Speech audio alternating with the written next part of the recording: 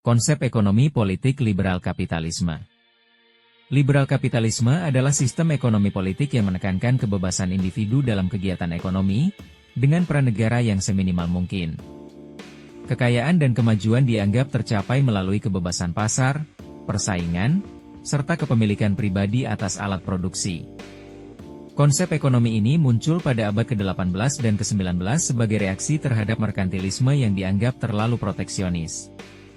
Tokoh yang paling berpengaruh ialah Adam Smith dalam karyanya The Wealth of Nations, 1776. Selain itu, revolusi industri turut memperkuat gagasan kapitalisme karena melahirkan kelas pengusaha dan buruh. Adapun, prinsip-prinsip liberal kapitalisme. 1. Kebebasan individu. Setiap orang bebas memiliki dan mengelola sumber daya ekonomi.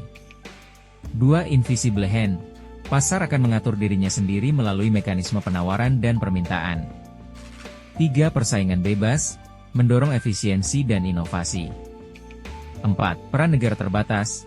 Negara hanya sebagai penjaga hukum, keamanan, dan hak milik, bukan sebagai pengatur ekonomi secara langsung.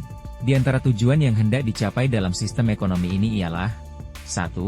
Mencapai kemakmuran melalui kebebasan berusaha. 2. Mendorong pertumbuhan ekonomi yang berkelanjutan. 3. Memberikan ruang bagi individu untuk mengejar keuntungan. Alhasil, sistem ekonomi ini diharapkan dapat memicu perkembangan industri, teknologi, inovasi, dan perdagangan global.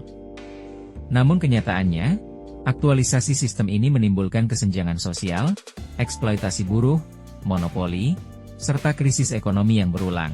Akibatnya, kebijakan dalam sistem ekonomi dikritik oleh Karl Marx dan para pemikir sosialis lainnya yang menganggap liberal kapitalisme menindas kaum buruh demi keuntungan kapitalis. Selain itu, para ilmuwan modern juga menyoroti isu ketidakadilan, kerusakan lingkungan, dan ketergantungan ekonomi global sebagai dampak dari penerapan sistem ini. Intisarinya, liberal kapitalisme adalah sistem ekonomi politik yang menekankan kebebasan pasar dan individu, dengan peran negara yang minimal. Meski berhasil mendorong kemajuan ekonomi, sistem ini juga menimbulkan tantangan serius yang masih kita rasakan hingga hari ini.